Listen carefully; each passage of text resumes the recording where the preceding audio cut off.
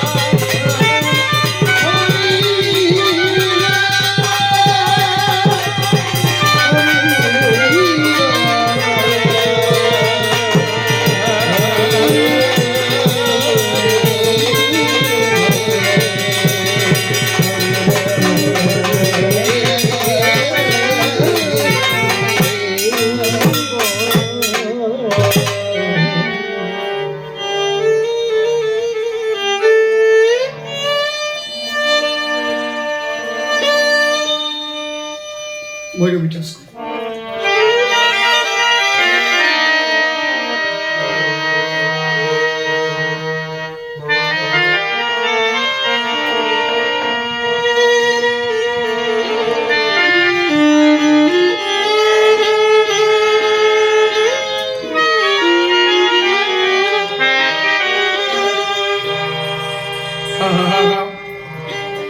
আপনারা একটা বিষয় লক্ষ্য করেছেন, কিছুদিন যাবত শ্রীমৎ তারক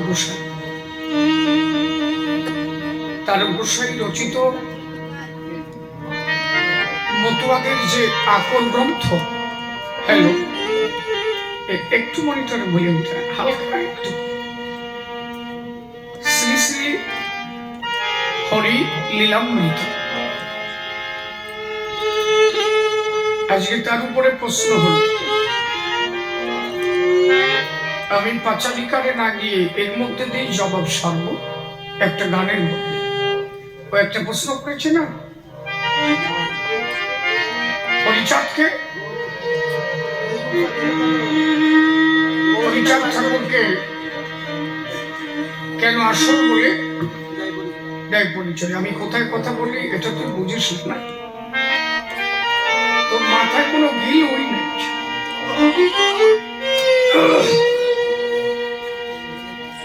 আর কয়দিন যাবত দেখছি এইটা নিয়ে অনেক একটা অপপ্রচার চলছে,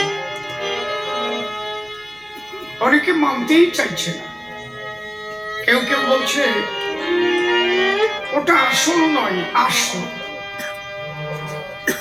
তারপরে সবাইকেই হরি বলেছে, তাহলে ওটা আসল না আসল। যিনি কৃষ্ণ ছিল, তিনি গৌর, তিনি রাম, তাই মানুষকে বোঝাবার জন্য তার গোসাইটাকে লিখেছে এটা সেই আসল হরি। ওই যে ওই আসল কৃষ্ণ, সেই আসল হরি, এই হরি মানে ওই কৃষ্ণই এই হরি। মানে কি কায়দা করে বুঝায় যাতে মতুয়ারা তারকের কথাটাকে সঠিকভাবে বুঝতে না পারে, সেটাকে ভুল পথে পরিচালিত করা হচ্ছে। আজকে এই কথাটার পূর্ণাঙ্গ জবাব দেব আমি। হরিচাঁদকে কেন আসল বলা হয়? কে সেই হরি? কৃষ্ণ, রাম, গৌর এরাই কি সেই হরি, না হরিচাঁদ আলাদা কোনো হরি? আমি শ্রী শ্রী হরি লীলামৃত গ্রন্থ ধরি, একদম হাতে ধরে পাই টু পাই আপনাদের বোঝাতে চাই, যাতে মতুয়াদের মধ্যে এই ব্যাপারটা নিয়ে আর কোনো বিভ্রান্তি না থাকে। নাকি বলেন? পারফেক্ট হতে চাই, এটা সকলের জানা উচিত। আগে ছোট্ট একটা গানের মধ্যে যাই, এই গানের মধ্যেই আপনারা জানেন।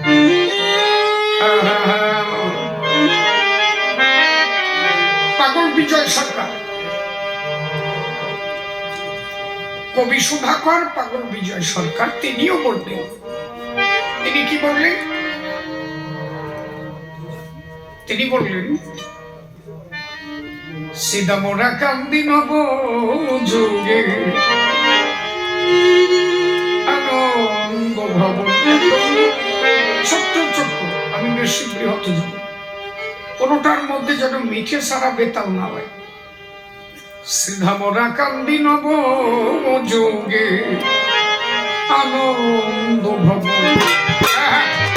ওরা কান্দি নব যোগে আনন্দ ভব, ওরা কান্দি নব যোগে আনন্দ ভব।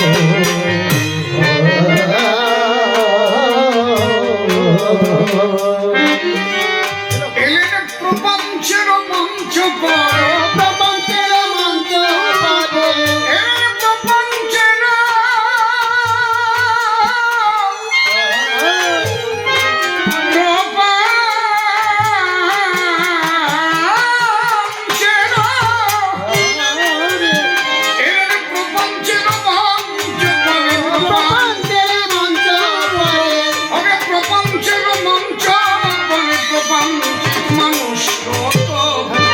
ওরা কান্দি নব যুগের আনন্দ ভাব, ওরা কান্দি নব যুগের আনন্দ ভাব।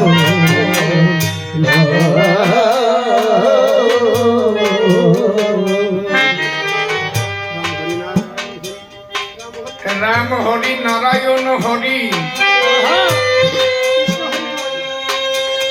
দেখো কৃষ্ণ হরি ওই নদিয়াতে গৌর হরি, আমার আসল হরি কোন, আসল হরি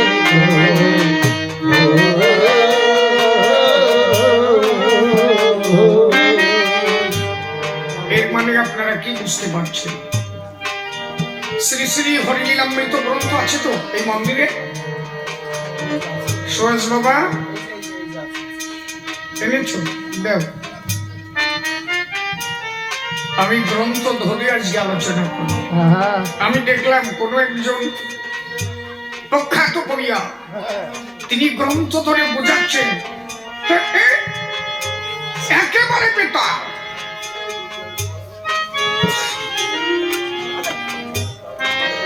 পূর্ণ ব্রহ্ম শ্রী শ্রী হরিচাঁদ ঠাকুর তিনি যে আসল হরি, তার উপসেন যে আসল শব্দে তাকে ক্ষীরোদ বিহারী ভাবে বোঝালেন, তিনি ক্ষীরোদ বিহারী হরি।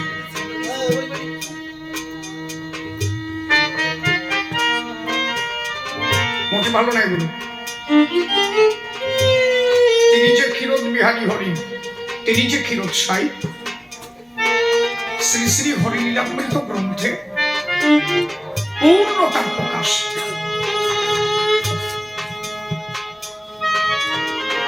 আমরা যদি প্রথমে মঙ্গলাচরণটাকে দেখি, দেখেন তার গোসাই কখনোই ভুল লিখতে পারেন না। যার স্কন্ধের পরে আমার বাবা হরিচাঁদ কথা পায়, সেগুলো ভুল সিদ্ধান্ত দিতে পারে, কিন্তু যখন এটাকে অপব্যাখ্যা করা হচ্ছে, আপনারা বলেন তাকে অবমাননা করা হচ্ছে কিনা? আমি এখনো বলবো, যারা সঠিকভাবে লীলামৃত অধ্যয়ন করেন নাই তারা যেন সঠিকভাবে আজকে সঠিকভাবে লীলামৃতকে অধ্যয়ন করে। মঙ্গলাচরণে কি বলছে তার বিষয়? হরিচাঁদ চরিত্র সুধা প্রেমের ভান্ডার, আদি অন্ত নাহি যার কলিতে পৌঁছা।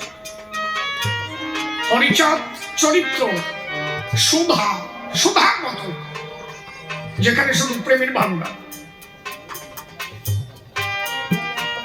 আপনি এ পর্যন্ত যত অবতার এসেছে,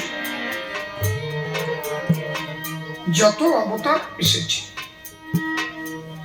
প্রত্যেকটা অবতারের সঙ্গে যদি হরিচাঁদ ঠাকুরের চরিত্র নিয়ে ব্যাখ্যা করি, একমাত্র বিশুদ্ধ চরিত্র যদি কারো মধ্যে পাই, সেটা পূর্ণ ব্রহ্ম শ্রী শ্রী হরিচাঁদ ঠাকুর। যদি বলেন কেমন, আস্তে ওগুলো ঠেকানো যায় না। এই কয়েকজন মানুষের মধ্যে এভাবে ভেজাল বাঁধাবেন না। আর ওই একটা স্মৃতি বলবো, আমি একটা মূল পয়েন্ট আলোচনা করছি, আপনারা এটা বুঝতে পারছেন না। কেন বললাম এই কথাটা? আপনি দেখেন, রামচন্দ্র পঞ্চমাস গর্ভবতী অবস্থায় সীতাকে বনে দিলেন। তাহলে উনি ভগবান হয়ে তাকে বনে দিলেন, যার জন্যই হোক। একটা নারী তিনি গর্ভবতী, সেই অবস্থায় যদি তাকে বনে দেওয়া হয়, তিনি কি নারীর কাছে ঋণী হলেন না? নাকি? তার মানে কি, তিনি শূদ্রকের মস্তক ছেদন করলেন। তিনি বেদ উচ্চারণ করলেন বলে তার মস্তকটাকে ছেদন করলেন। তাহলে তার চরিত্রে একটা কমতি থেকে গেল। কি বললাম? এরাও কিন্তু হরি, এরা যে হরি না তা না, এরা অংশ, এরা কেউ পূর্ণ না। এই জন্য এনাদের লীলাতেও অপূর্ণতা থেকে গেল। শ্রীকৃষ্ণ তিনিও হরি, অংশ। তার চরিত্রটাকে যদি ব্যাখ্যা করি, সেখানে দেখেন 16,008টা, আবার তারক লিখলেন 1608 রমণী, তাদের করলে ধনী দ্বারকায় ওই সাহায্য লিলি। আর ভাগবতে দেখলাম 16,008 রমণী, এক এক জায়গায় এক এক রকম। যাও, সেখানে কিন্তু বিশুদ্ধতা নাই। আমার কথা কি বোঝা যাচ্ছে কি?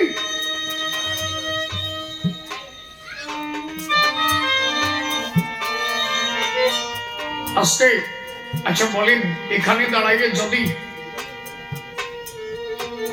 মহাপ্রভু তিনি কি করলেন? তিনি দুটো নারী গ্রহণ করলেন, বিষ্ণুপ্রিয়া, লক্ষ্মীপ্রিয়া। সচী মাতাকে কাঁদালেন, কত কান্না কেঁদেছিলেন সচী মাতা। তার মানে কি, তারও চরিত্রটায় বিশুদ্ধতা নাই। এবার যদি হরিচাঁদ ঠাকুরের কথা বলি, নিজে আচরিয়া জগৎকে শিখালেন, নিজে একটা নারী গ্রহণ করলেন, শান্তি মাতাকে বিয়ে করলেন, নিজের সন্তান উপহার দিয়ে জগৎকে শিখালেন, গৃহেতে থেকে যার হয় ভাব উদয়, সেই সে পরম সাধু জানি কৃষ্ণ। যার চরিত্রের মধ্যে কোনো কলঙ্ক নাই, বিশুদ্ধ চরিত্র আমার শ্রী হরিচাঁদ। বিন্দু মাত্র যার কলঙ্ক নাই, আপনি দেখাতে পারেন। লয়ে নিজ নারী ব্রহ্মচারী, নিজে যেমন তেমন ভাবে জগৎকে শিখালেন, নিজে আচরিয়া শিখালেন। লয়ে নিজ নারী ব্রহ্মচারী, সচ্চরিত্র নবে, হাতে কাম মুখে নাম সদা, সত্য কথা কবে, করপতি পরশতী, প্রভু না স্পর্শিবে, তুমি না ডাকিলে হরি তো আমারে ডাকিবে। তাহলে তারক আমার কি লিখলো? হরিচাঁদ চরিত্র সুধা প্রেমের ভান্ডার, যার চরিত্রের কোন গল্প নাই, বুজুর্গ সাহ। এত সোজা যদি তারকের কলম বোঝা যায়, আদি অন্ত নাহি যার বেদে অগোচর, সত্য ত্রেতা দাপরের শেষ হয় কলি, ধন্য কলি যুগ কহে বৈষ্ণব সকল। যারা বৈষ্ণব তারা বলছে এবার যুগ ধন্য। কেন ধন্য? বলবানি পরে শোনো। ধন্য মানে কি? কলিযুগ সর্বশ্রেষ্ঠ, ধন্য হয়েছে। বৈষ্ণবরা বলছে কেন? কোন যুগে পূর্ণ অংশে লীলা কবু নাই, এবার পূর্ণ লীলা করতে গেলেন আমার ক্ষীরদের গোসাই। তাই বৈষ্ণবরা করছে ধন্য ধন্য, কলিযুগ এবার ধন্য। হরি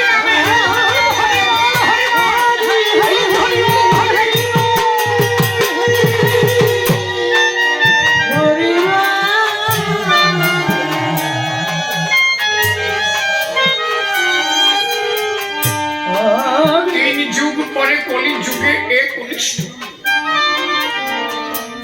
কনিষ্ঠ হইয়া হইল সর্বযুগ শ্রেষ্ঠ। এই কলিকালে শ্রী গৌরাঙ্গ অবতার আছে।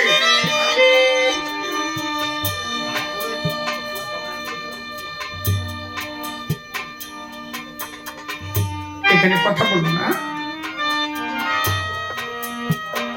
এই কলিকালে শ্রী গৌরাঙ্গ অবতার, বর্তমান ক্ষেত্রে দারু ব্রহ্মরূপবান। যে যাহারে ভক্তি করে সে তার ঈশ্বর, ভক্তি যোগে সেই তার স্বয়ং। লিখলেন কি, যে যাহারে ভক্তি করে সে তার ঈশ্বর। আপনি যাকে ভক্তি করবেন সেই আপনার ঈশ্বর। ভক্তি যোগের দ্বারা সে আপনার কাছে স্বয়ং হবে। ভক্তি যোগ না থাকলে হবে না। আপনি একটা গাছকে যদি বিশ্বাস করেন, একটা বৃক্ষ, আমরা আগে দেখেছি না, খেজুর তলায় পুজো হতো, নিম তলায় পুজো হতো, হিজলো তলায় পুজো হতো না? তার মানে কি, ভক্ত ওই গাছ তলায় পুজো দিয়ে, ভক্ত গাছতলায় পুজো দিয়ে তার ভক্তি যোগের দ্বারা ভক্তি মার্গে গিয়ে ওই বৃক্ষের মধ্যে সে পূর্ণ সত্তা, সে স্বয়ং অবতার তিনি দর্শন করতেন। এইটা মনে করেন একটা গাছ, স্ট্যান্ড একটা গাছ,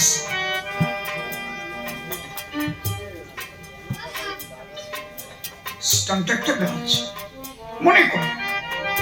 আচ্ছা, আমার যদি ভাবনা আসে, সেই ভক্তি ভাবনা আসে, কিন্তু আমার কাছে স্থানই থাকবে।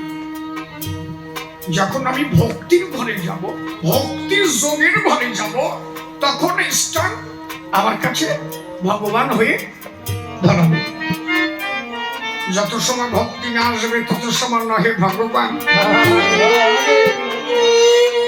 ভক্তি মার্গে গেলে তখন এই স্থান স্বয়ং হন।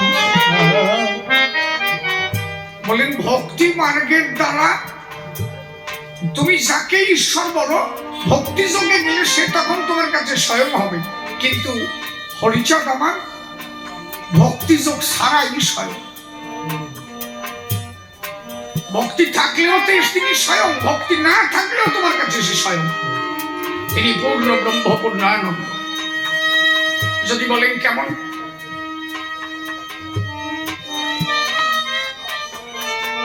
কমল দাস বাবাজি ওরাকান্দির পথে যাচ্ছে, তার কিন্তু হরিচাঁদের উপরে কোনো ভক্তি নাই ছিল। কি, একটা গাছকে আপনি ভক্তি করছেন, ভক্তির দ্বারা ওখানে স্বয়ং দর্শন করলেন। কিন্তু কমলদাস যখন ওরাকান্দির পথে যাচ্ছে, হরিচাঁদ ঠাকুরের প্রতি তার কোনো ভক্তি নেই, কিন্তু তার মধ্যে সে কৃষ্ণমূর্তি দর্শন করে গিয়ে পড়ে গেল।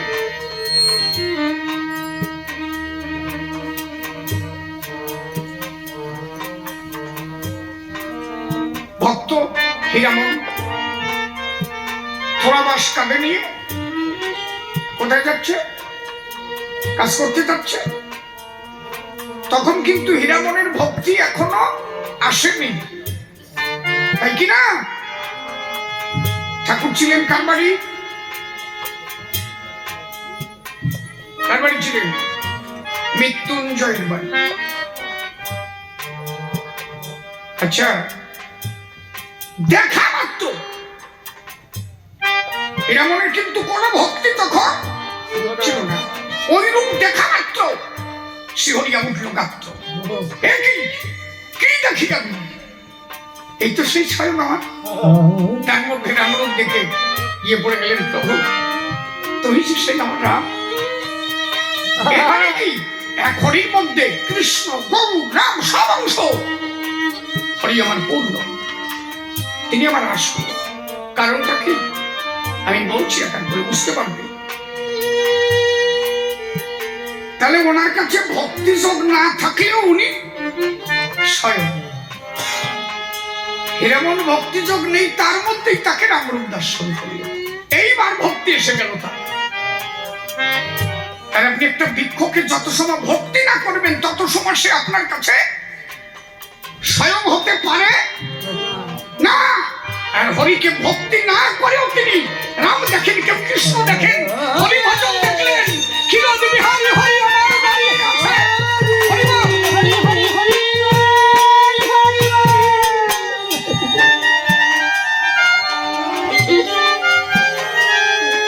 তাহলে তিনি আমার স্বয়ং।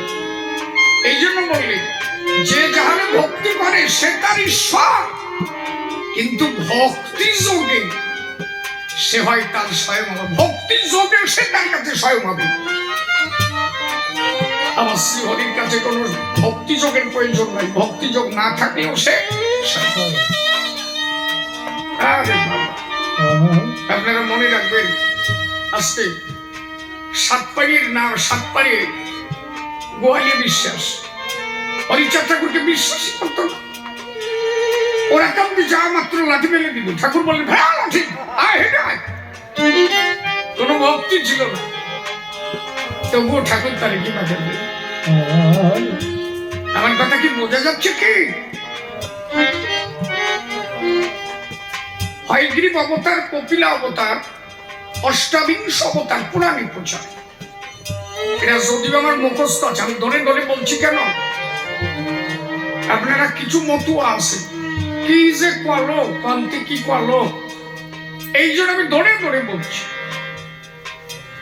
মৎস্য কুর্ম বামন বরাহ নরহরি ভিগুরাম রঘুরাম রাম অবতরী। দেখেন এই জায়গাটা বুঝবেন, যারা বলছে যিনি কৃষ্ণ তিনি রাম তিনি হরি তিনি হরিচান, সেই রামই হরিচান, এই জন্য কইছে ইনি সেই রাম এই হরিচান আসল। আর তাই এই জায়গাটা তার গোসাই এই কলমটা দিল কেন?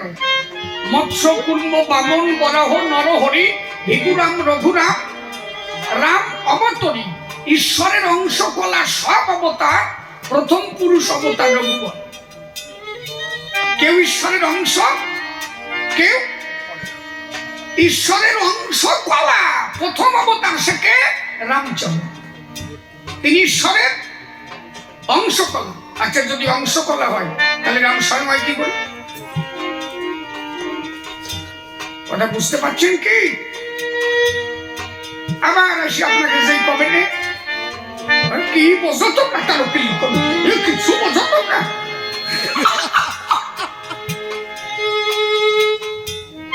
আগে নিজে বোঝো, নিজে বোঝো কি লেখছে আমার তারকচা।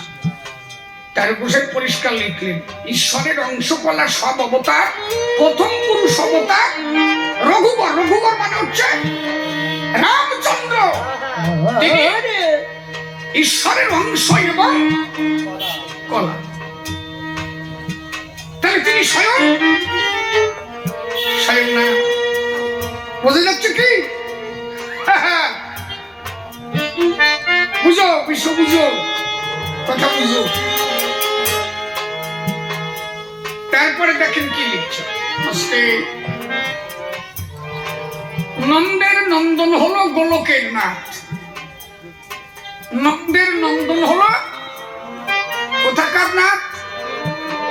গোলকের নাথ। এই জায়গাটা পয়েন্ট করবেন, এটা মনে রাখবেন। আজকে একদম পয়েন্ট টু পয়েন্ট আমি আলোচনা করব। নন্দের নন্দন মানে নন্দ রাজার সর কে? গোলকের নাথ, তিনি গোলকের হরিণ।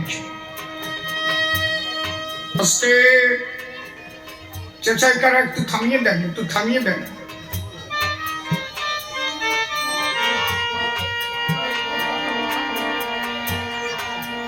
নন্দের নন্দন হলো, এ বাচ্চা, এ তোরা কমিটির ছেলে মেয়ে কোথায়? আমার সেই ছেলেগুলো কোথায়? একটা কথা বারবার বলেছি আমি,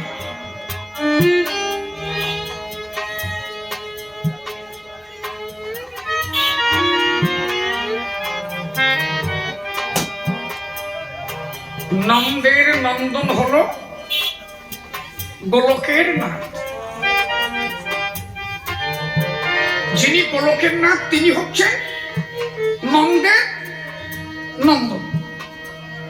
অতএব তিনি হচ্ছেন নন্দ রাজা ছেলে। শঙ্কর শঙ্কর্ষণ রাম অবতার তার সাথ। শঙ্কর্ষণ অবতার মানে হচ্ছে বলরাম, শ্রীকৃষ্ণ আর বলরাম সব ঈশ্বরের অংশ, পুরাণে নিরক্ষিক। আমরা পুরাণে যত ঈশ্বর এরা সব অংশ আমরা নিরক্ষী। কোথায়? পুরাণে নিরক্ষী, মানে পুরাণের মধ্যে দেখি এরা হচ্ছে ঈশ্বরের। আমি কি ভুল বলছি? এটা তারক লিখেছে তো নাকি? কথা কইও। সব ঈশ্বরের অংশ, পুরাণে নিরক্ষী। পাই যে সবাই এক, যিনি কৃষ্ণ তিনি রাম তিনি হরি। কেনা কইছে তোমার? তারক তাই আছে নাকি? তারকের লেখা বোঝো, তারকের বইটাকে পরিষ্কার ভাবে পড়ো, সহজে বোঝা যায় না। আমি শ্রীধা মোরাকান্দি যখন গিয়েছি, শ্রদ্ধেয় বাবু সুব্রত ঠাকুর মহাশয়, শ্রীধা মোরাকান্দি, বাংলাদেশ।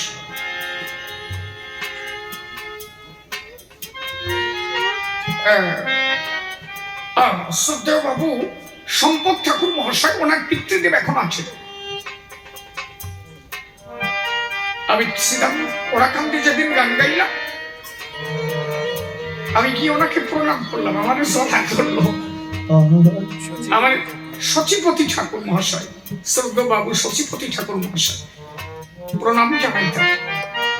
আমাকে একটা কথা শুধু বলল, আমি ভিতরে গেলাম, একটা প্রণাম দিলাম, একটা শ্রী শ্রী হরিলীলামৃত আমাকে ধরিয়ে দিয়ে বললো, কি শিশির, আমি আমার জীবনের শেষ বেলায় তোমাকে দেখে খুব আনন্দ পেয়েছি। আমি আমার বাবা হরিচাঁদের মতাদর্শে তুমি আলোচনা করবা। আমি তোমার একটা আদেশ দিয়ে যাচ্ছি। বলেন বাবা? বললো কি, হরিলীলামৃত তুমি যতবার পারবা ততবার পারবা। তুমি যদি একবার দুইবার পড়ে ভাবো যে সবটুক পড়া হয়ে গেছে, না, আমি তোমার বলছি তো, তুমি যত পড়বা মনে হবে যে তত তথ্য পাবা, যত পড়বা তত তথ্য পাবা।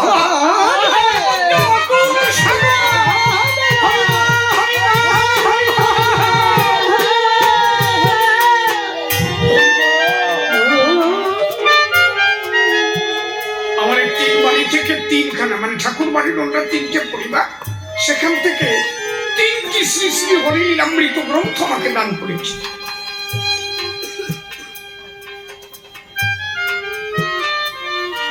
আমি সেই লীলামৃত গ্রন্থ নিয়ে এসেছি। 3টে কাপড় দিয়েছিল, আমাকে বস্ত্র দিয়েছিল। এটা দিলাম, এটা পরে গান গেয়ে উঠল। আমার ঠাকুর সবচেয়ে কষ্ট লাগে কখন জানো? যখন দেখি নিজের স্বার্থ কায়েম করবার জন্য আমার তারকের কথাগুলোকে অপব্যাখ্যা হচ্ছে। নিজের স্বার্থটাকে ঠিক রাখবার জন্য তারক প্রসার সঠিক কথাগুলো বলা হচ্ছে না।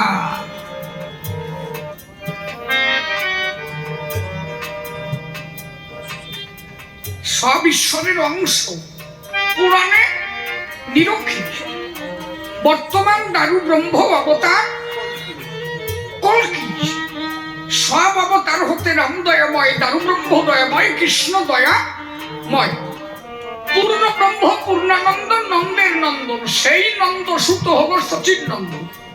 এই যে পূর্ণ ব্রহ্ম পূর্ণানন্দ নন্দের নন্দন, এই নন্দন কে? একটু আগে কি বললাম, এখানে কি লিখেছে? নন্দের নন্দন হলো গোলকে, গোলকের নাথ। এই গোলকের নাথ তিনি হলেন কি? পূর্ণ ব্রহ্ম পূর্ণানন্দ নন্দের নন্দন। নন্দের নন্দন মানে নন্দ রাজা ছেলে।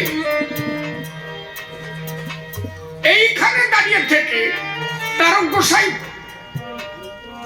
এই যে পূর্ণ ব্রহ্ম পূর্ণানন্দ নন্দের নন্দন, সেই নন্দ সুত হলো সচিন নন্দন। বললেন ইনি পূর্ণ হলেন কেমন পূর্ণ? এইবার কথাটা বুঝে নেন, কিভাবে ইনি পূর্ণ। এটাকে বোঝাবার জন্য বললেন সেই নন্দর সুত হলো শচীর নন্দন, যে কালে জন্মিল কৃষ্ণ পূর্ণ ব্রহ্ম।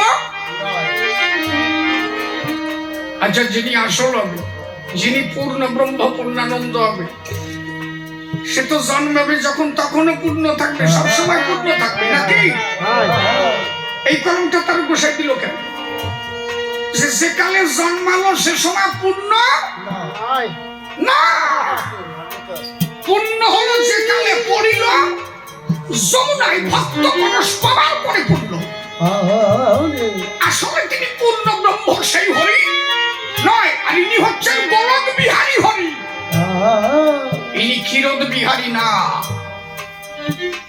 গোলক বিহারী একজন, বৈকুণ্ঠ বিহারী একজন, ক্ষীরদ বিহারী একজন, এই হচ্ছে তিনজন হরি। গোলক বিহারী, বৈকুণ্ঠ বিহারী, এরা হচ্ছে ক্ষীরদ বিহারীর অংশ। আমি প্রমাণ দিচ্ছি, আপনারা বুঝতে পারবেন। একদম হরি লীলামৃত ধরে ধরে প্রমাণ দেব। এই জন্য বলছে তার অংশ, কিন্তু সেই যে গোলক বিহারী হরি, সেই গোলক বিহারী হরি কৃষ্ণ হয়ে গেল, কিন্তু তিনি পূর্ণতা পেল তখন যখন সে যমুনাতে করলো। আর আমার হরিচাঁদ যখন জন্ম নিল কি বলেছিল? আমি হরি, আমি হরি, আমি হরি।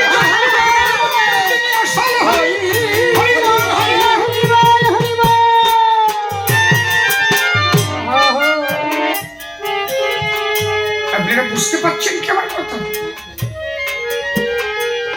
সেই নন্দের সুত হলো শচীর নন্দন, যে কালে জন্মিল কৃষ্ণ পূর্ণ ব্রহ্ম নয়, পূর্ণ হলো সে কালে পড়িল যমুনায়, পড়ে ভক্ত পরশ পেল তার ভক্তি মার্গের দ্বারায়, তার সাধন মার্গের দ্বারায় সে পূর্ণতা পেল।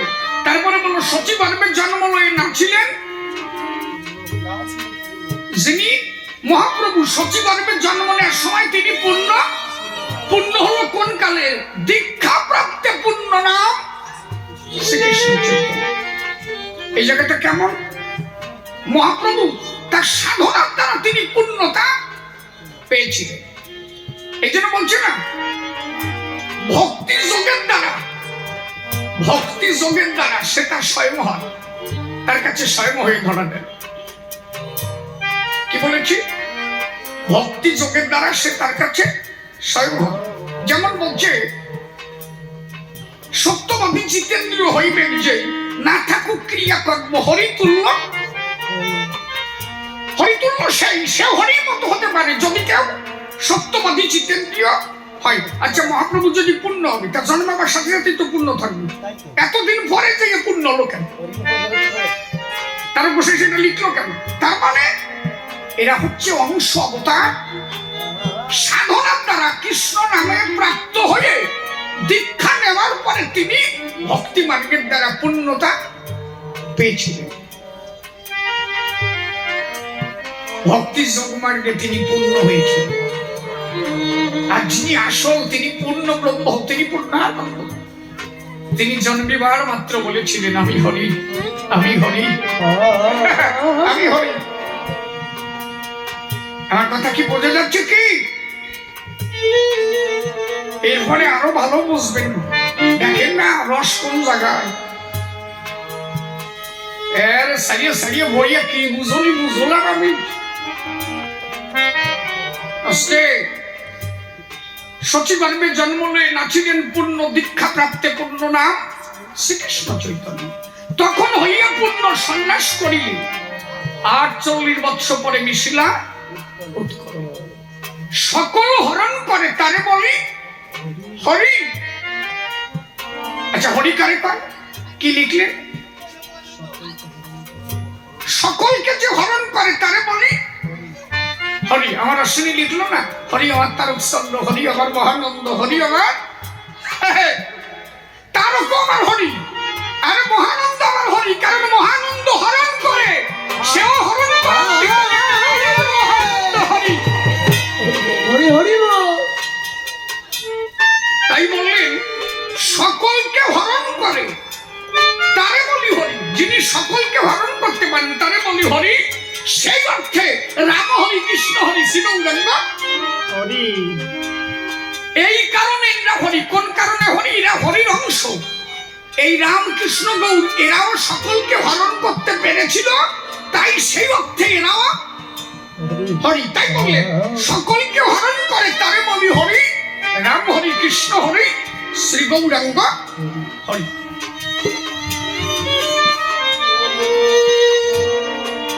প্রেম দাতা নিত্যানন্দ তার সবিবারে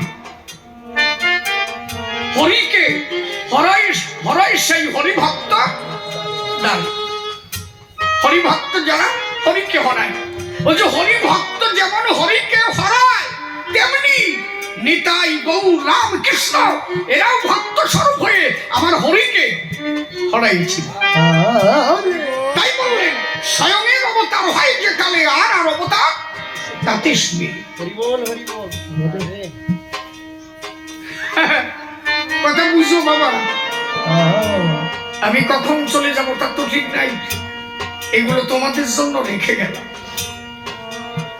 এই আলোচনা করে রেখে গেলাম যাতে ভবিষ্যতে তোমরা এইটাকে রেখে দিয়ে মানুষকে বলতে পারো যে কি আমার তারক লেখছে। আমি কিছু বুঝি না, আমি কিছু বুঝি না, তবু আমি ওই যতটুক মা বাবার আশীর্বাদে গুরু কৃপায় যতটুক পেয়েছি ততটুক জানাচ্ছি।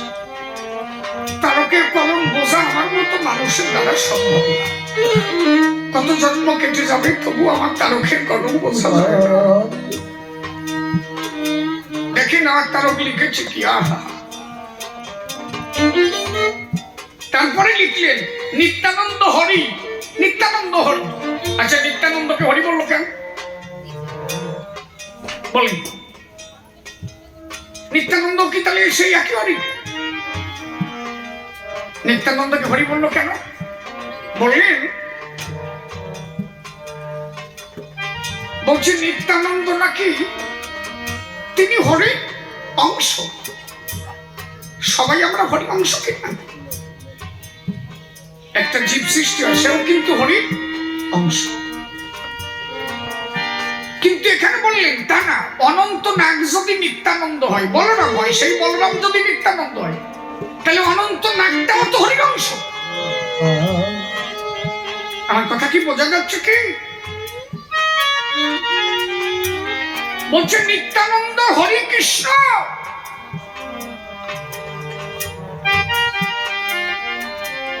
নিত্যানন্দ হরি কৃষ্ণ হরি গৌর হরি। নিত্যানন্দ হরি কৃষ্ণ হরি গৌর হরি। হরি চাঁদ মোর আসল হরি হরিনানন্দ হরি। বলুন হরি, বলুন হরি, হরি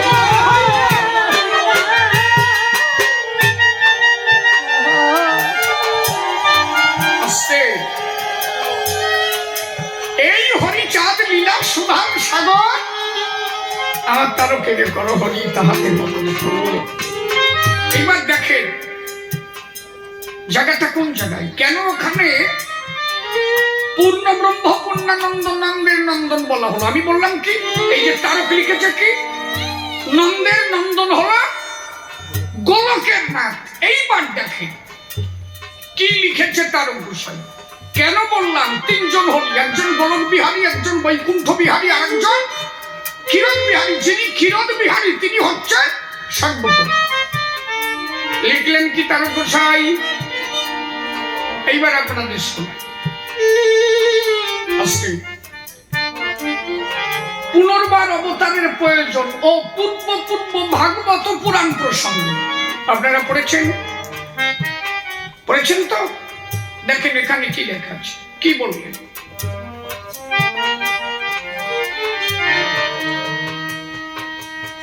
কি ধন্য প্রভুর লীলা এই কলিযুগে। কি ধন্য প্রভুর লীলা এই কলিযুগে। সব লীলা হতে ধন্য হলো ভক্তি যোগে।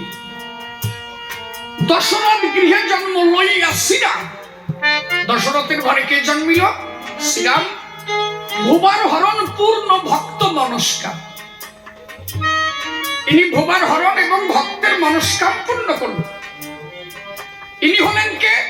বৈকুণ্ঠ নায়ক হরি হইল লীলাকারী, ইনি হলেন বৈকুণ্ঠ লীলাকারী। তাই বললেন বৈকুণ্ঠ নায়ক হরি হইল লীলাকারী, এই রাম হচ্ছে বৈকুণ্ঠ লীলাকারী। কথা বোঝা যাচ্ছে কি?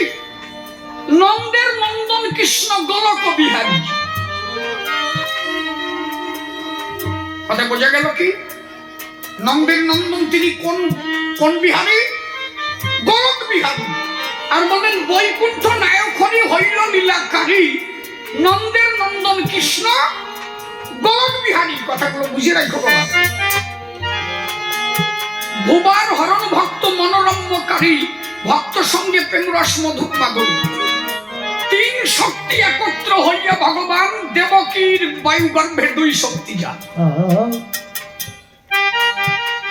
পূর্ণ তিনি হলেন না কেন? ওই যে গোলক বিহারী যে হরি, সেই কৃষ্ণ, কিন্তু যখন কৃষ্ণ জন্ম নিলেন তখনও পূর্ণ না, কারণ তখন দেবকীর গর্ভে মাত্র দুই শক্তি প্রবেশ করেছে। আর দুই শক্তি অপ্রকট অবস্থায়। তাই তারক লিখলেন দেবকীর বায়ুগর্ভে দুই শক্তি যান। ব্রহ্ম বৈবর্ত পুরাণে মীমাংসা রয়েছে, যশোদার গর্ভে মহাবিষ্ণু জন্মী। এই মহাবিষ্ণু যিনি গোলক বিহারী হরি। কথা বোঝা গেল? এইবার দেখেন কি করছে, এখনো কি বলছেন, বুঝবেন তো? এত সোজা, তারকের কলম বোঝা। চারি শক্তি এক যুগে হয় কৃষ্ণ লীলা, ভাগবতে সুখদেব মীমাংসা করিলা। বহুত প্রমাণ লাগে সেসব লিখিতে, অন্যান্য প্রমাণ গ্রন্থে রহিছে বলিতে। হস্তে চৈতন্য চরিতামৃত তাহারও প্রমাণ, বহু যুগগত পরে এলো ভগবান। নন্দ শুধু বলে যারে ভাগবতে গাই, ওই যে গোলকের বিহারী, গোলক বিহারী হরি, তিনি হলেন কৃষ্ণ। তাই বললেন নন্দ শুধু বলে যারে ভাগবতে গাই, সেই কৃষ্ণ অবতীর্ণ চৈতন্য গোসাই। চৈতন্য মানে মহাপ্রভু। তাহলে সেই গোলক বিহারী হরি কৃষ্ণ, সেই কৃষ্ণ হলেন এবার মহাপ্রভু, কিন্তু ক্ষীরদ বিহারী আসে নাই। কথা বুঝো? দেখো রস কোন জায়গায়। বহু যুগ গত পর এলো ভগবান। নন্দ শুধু বলে যারে ভাগবতে গাই, সেই কৃষ্ণ অবতীর্ণ চৈতন্য গোসাই। বহুত দাপর কলি, আরে বলে বহুত দাপর কলি আসে যায়। তারক লেখছে কি? আমরা জানি চারটে যুগ, সত্য, তেতা, দাপর, কলি। আর আমার তারক বললেন এইরকম বহুত দাপর কলি আসে। কত দাপর কত কলি আছে,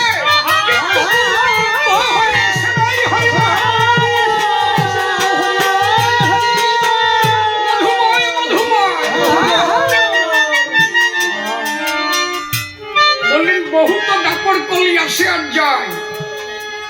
স্বয়ংের অবতার তাতে নাকি হয়। কি লেখেন? যে কত দাপর কলি গেছে, কিন্তু স্বয়ংের অবতার কোনদিন, স্বয়ংের অবতার কোনদিন হয় নাই। কথা কইব মতুয়ারা, কথা কইব, যা বুঝবে তাই বুঝো নাকি? মোরল হোলবার করে দিয়ে বসে রয়েছে, সবাই হোলবার করে দিয়ে বসো। নাই তো না, তারকের কলম কখনো মিথ্যা হতে পারে না।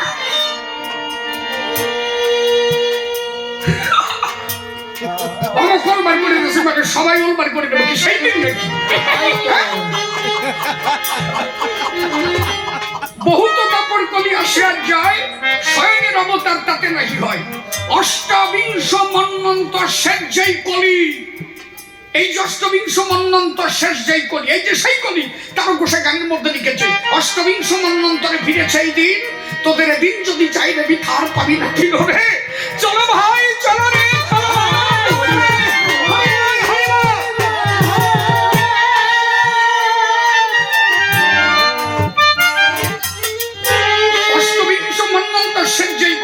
অবতীর্ণ ভক্তবৃন্দ লইয়া সকলি যে দাপরে অন্য শক্তি বিবর্জিত হয়ে গোলক বিহারী লীলা গোকুলে আসিয়ে। দেখেন গোলক বিহারী লীলা হলো কোথায়?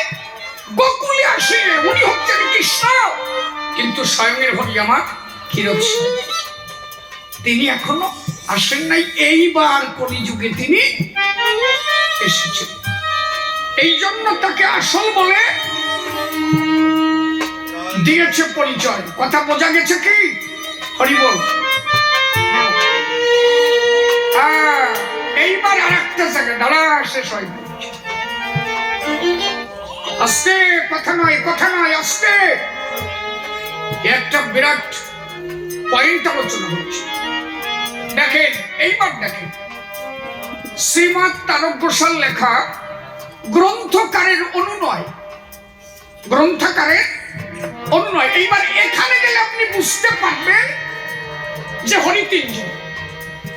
যিনি কৃষ্ণ তিনি আমার হরিচাঁদ নাই, এরা হরির অংশ, ক্ষীরোদ বিহারীর অংশ। ক্ষীরোদ বিহারী তিনি কোনোদিন লীলায় আসেন নাই, এইবার এসেছেন। দেখেন, তারক গোসাই এখানে তার কলম দিলেন, কি বললেন? যেদিন ভাগবত গ্রন্থ রচনা করতে যাবে, ব্যাসদেব গিয়েছিলেন বৃন্দাবনে, রাধা কৃষ্ণের সাধনা করলেন। আস্তে, রাধারানী বললেন কি, তুমি ওই তাল বৃক্ষের আমার ওই পাতাগুলো নিয়ে যাও। মানে রাধার এক অংশ তাল বৃক্ষ হয়ে জন্ম নিল, তাল বৃক্ষের পাতা নিয়ে যখন রওনা দিল, রাধারানী কৃষ্ণকে বলল, তুমি ওদের কলমটা দিয়ে দাও, মানে ওকে কলম দাও, যাতে আমার তো বক্ষের পরে লিখবে, তেমন কলম না হলে তো লেখা যায় না। কি বললেন? বসিতাল তরু তলে ভাসেছে নয়ন জলে, হরি বলে কাঁদে উচ্চস্বরে। আমি শক্তি কৃষ্ণাঙ্গিনী, মানে রাধা, ভাগবত শাস্ত্র মুনি, লেখো তুমি মম বক্ষ পড়ে। মম বক্ষ পড়ে মানে তাল গাছের এক অংশ হচ্ছে রাধা, ওই যে পাতা, ওই পাতার উপরে লিখবে। তাই রাধারানী বলছে, আমার বক্ষের উপরে তুমি লিখবে, যে কোনো কলম দিয়ে লেখা চলবে না। কথাগুলো মনে রেখো, এটা তারকের লেখা।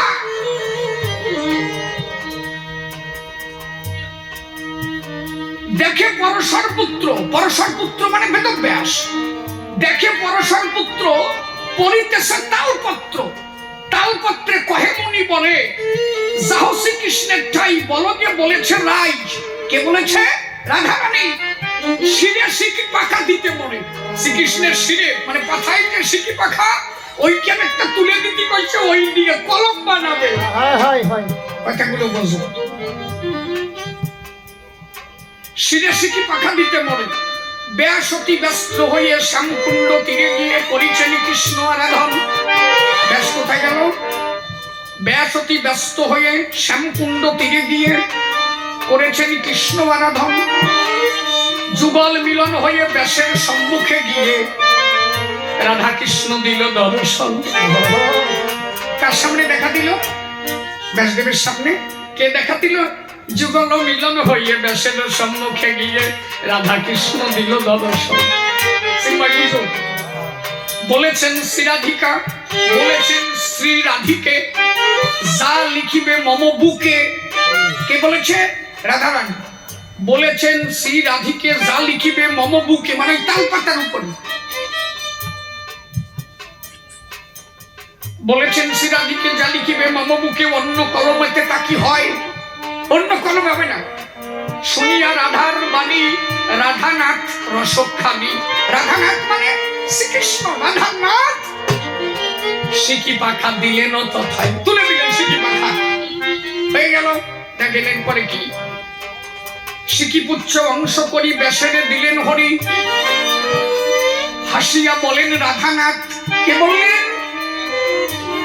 সিকিপুচ্ছ অংশ করি ব্যাসেরে দিলেন হরি। ব্যাসেরে কে দিল? শ্রীকৃষ্ণ, তাই তো? এরা হরির অংশ, তাই হরি বলেছেন। সিকিপুচ্ছ অংশ করি ব্যাসেরে দিলেন হরি, হাসিয়া বলেন রাধানাথ। যাহ অনন্ত গোসরে জিব্বাসে দেবে তোমারে, তাহাতে না করো অস্ত্রাঘাত। কি বললেন? শ্রীকৃষ্ণ বললেন ব্যাসদেবকে, তুমি অনন্ত সাগরে যাও, অনন্তের কাছে যাও। অনন্ত মানে ওই যে অনন্ত নাগ, যিনি ক্ষীরোদ সাই যার উপরে শুয়ে আছেন, ওই যে অনন্ত নাগ। খরা দেখেন না, হরিচাঁদ ঠাকুরের যে কোনায় অনন্ত নাগ। হ্যাঁ, তাই বলছে, দেখেন দেখেন এই যে পিছনে আছে, কোথায়?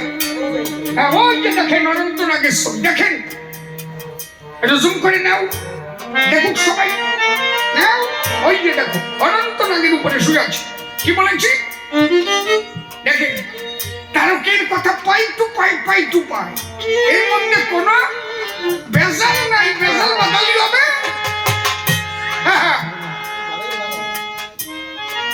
তাহলে কি বললেন? বলেছেন শ্রীরাধিকে যা লিখিবে মম মুখে অন্য কলমে তা কি হয়? শুনিয়া রাধার বাণী রাধানাথ রসখানি সিকি পাখা দিলেন তথায় সিকি পুচ্ছ অংশ করি ব্যাসেরে দিলেন হরি। হাসিয়া বলেন রাধানাথ যাহো অনন্ত গোচরে, মানে অনন্তের কাছে যাও, জিহ্বাসে দেবে তোমারে তাহাতে না করো অস্ত্রাঘাত, মানে তাতে অস্ত্র দিয়ে তুমি আঘাত করো না। উদয় ক্ষীরোদকুলে বেদব্যাস ক্ষীরোদকুলে গেল, ক্ষীরোদ সাগরে গেল, কি বলছে? উদয় ক্ষীরোদকুলে তপ করে হরি বলে, বেদব্যাস ক্ষীরোদ সাগরের কুলে গিয়ে হরি বলে তপ করছে। হরি বলে যে মতুয়ারা যেমন বলে হরি বল হরি বল হরি বল। উদয় ক্ষীরোদকুলে তপ করে হরি বলে। হরি ছিল অনন্ত শয়নে। কে ছিল? হরি ছিল অনন্ত শয়নে। তাহলে কৃষ্ণ বেদব্যাসে পাঠালো কার দ্বারে? অনন্ত সাগরে, এই অনন্ত নাগের দ্বারে। সেখানে হরি ছিল ক্ষীরোদ সাগরে। তাহলে যিনি কৃষ্ণ তিনি হরি না? কৃষ্ণই যদি হরি হবে তাহলে কৃষ্ণ কেন বেদব্যাসকে ক্ষীরোদ সাই হরির কাছে পাঠালো? কথা কি বোঝা গেছে আমার? বলছেন কিনা মতুয়ারা? কথা কর নাকি কথা কর? ভেজাল বটে, ফুটিয়ে উঠো বলে।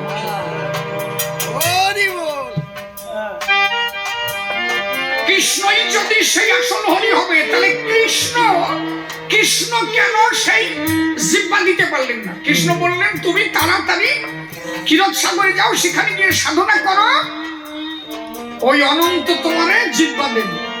ওখানে গেল, অনন্ত তো ঘুমন্ত ছিল, এই অনন্ত ছিল অনন্ত নাগ, তার উপরে হরি আমার শয়ন করিয়াছে। তাহলে এখান থেকে আমরা বুঝি কি হলো? যিনি হরি তিনি হচ্ছেন ক্ষীরোদ বিহারী। তিনি কোন যুগে কোন লীলায় কোনদিন আসে নাই, তার অংশ হয়ে লীলা করল বিশ্ব সুধায়। এইবার সেই ক্ষীরোদের হরি আমার হরি হয়ে এলো। হরি গুরু চাঁদকে বানন্দে হরি হরি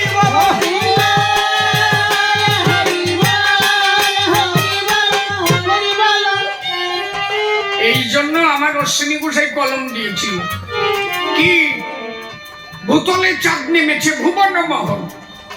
ভুবন মোহন হলো চাঁদের আগমন, হলো চাঁদের আগমন, হলো হরি চাঁদের আগমন, হলো হরি চাঁদের আগমন। ওর মধ্যে একটা কলি আছে।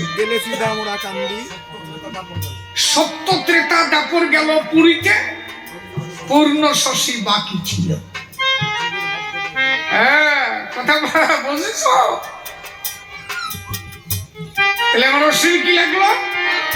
সত্য ত্রেতা দাপর গেল পুরীতে, পূর্ণ শশী বাকি ছিল। এবার জীবের ভাগ্যোদয় হলো পূর্ণ চাঁদুদয়। হরি বল হরি বল।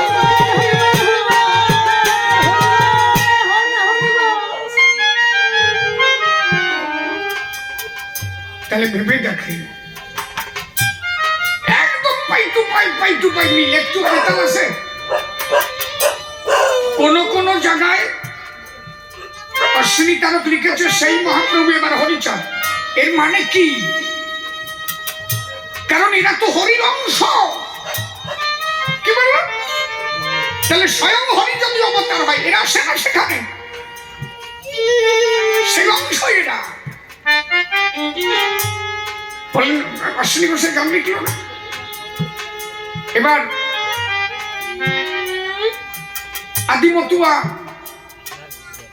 আদিমতুয়া ওরাকান্দি নদী আইছিল সচির গোড়া, মায়ের পরে শুনবো বলে এসেছে ওরাকান্দিনী মাইনারা। এর মানে ওই যে হরি ক্ষীরোদ বিহারী হরি, তার অংশ। তার অংশ কি জানো? এইবার বলি, কৃষ্ণচন্দ্র যে জন্ম হল, কৃষ্ণচন্দ্র ভাগবত মহাপুরাণ প্রমাণ দিল মহাবিষ্ণু দুইখানা চুল খুলে পড়েছিল। একটা কালা মানে একটা শুক্ল বর্ণাকৃতি, একটা কৃষ্ণ বর্ণাকৃতি। ওই কৃষ্ণ বর্ণাকৃতি চুলের থেকে হলো কৃষ্ণ, শুক্ল বর্ণাকৃতি চুলের থেকে হলো বলরাম। আচ্ছা বলেন, চুলের থেকে জন্ম হলে সে পূর্ণ হয় কি? শুধু তাই না তো, যদি কৃষ্ণ পূর্ণ হতো, জাম্বুবতীর সন্তান দরকার, তাকে সন্তান দিতে পারলেন না। সাম্যের আরাধনা, এই শ্রীকৃষ্ণ উতথ্য মুনির কাছে দীক্ষা নিয়ে তিনি কি করলেন? উতথ্য মুনির কাছে দীক্ষা নিয়ে তিনি তখন সাধনা করলেন। সাধনা করে উনি শিকার সাধনা করে সিদ্ধি লাভ করে তারপরে সে সন্তান দিলেন, যিনি পূর্ণ। তার সাধনার কি প্রয়োজন আছে? গীতা যখন গীতা গ্রন্থ শ্রীকৃষ্ণ বললেন, পরবর্তী অর্জুন বললেন গীতাটাকে শোনাও আমার। বলে এখন আর শোনানো যাবে না। কেন? বলে আমি এখন যোগযুক্ত নই। যিনি ভগবান তারা আবার যোগযুক্ত কিসে? দেবতারা হরি আরাধনা করে, হরি কখনো দেবতার আরাধনা করে না। মানে কি? আচ্ছা, রামচন্দ্র যদি পূর্ণ হবে, রামচন্দ্র রাবণ নিধন করতে দুর্গা পুজো করলো কেন? সব দেবতারা হরি পূজা করে, আর রাম দুর্গা পুজো করলেন। কারণ কি? তার মানে রাম বুঝালো আমি অংশ, আমি পূর্ণ না। সেই কৃষ্ণ দমন বিহারী, সেই অংশ কৃষ্ণ, তিনি মহাপ্রভু হল। তাহলে সেই চুল যে দুটো চুল ছিঁড়ে পড়লো, সেই দুইজন যদি, সেই কৃষ্ণ যদি মহাপ্রভু হয়, তিনি অংশ। যার কারণে মহাপ্রভু কৃষ্ণ বলে কাদাহাসা, তিনিও সাধনার দ্বারা নিজের পূর্ণতা অর্জন করেছিল। তাই তার উপর সেই কলম দিয়েছে, যে কালে সচিবার্ভে জন্ম লয়ে নাচিলেন কৃষ্ণের পূর্ণ, দীক্ষা প্রাপ্তে পূর্ণ না শ্রীকৃষ্ণ চৈতন্য, ইনিও পূর্ণ না। কিন্তু এরা হরির অংশ, এবার হরি আবির্ভূত হয়েছে, তাই এরা অংশ তার সঙ্গে মিলিত হয়েছে। হরি বল, হরি বল, হরি বল।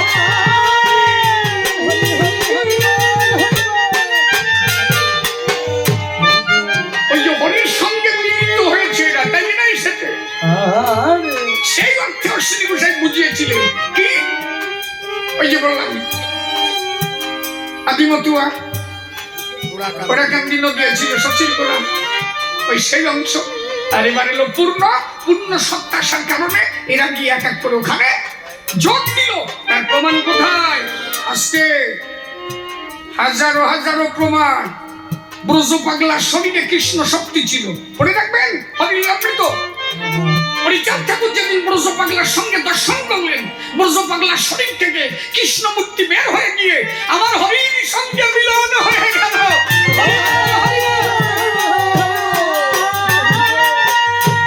এই জন্য বলল, এই জন্য বলেছে স্বয়ংের অবতার হয় যে কালে, আর আর অবতার তাতে এসে একদম পরিষ্কার ছাপ ছাপাই করে দিয়ে গেলাম। এরপরে যেন বেজাল না হয়।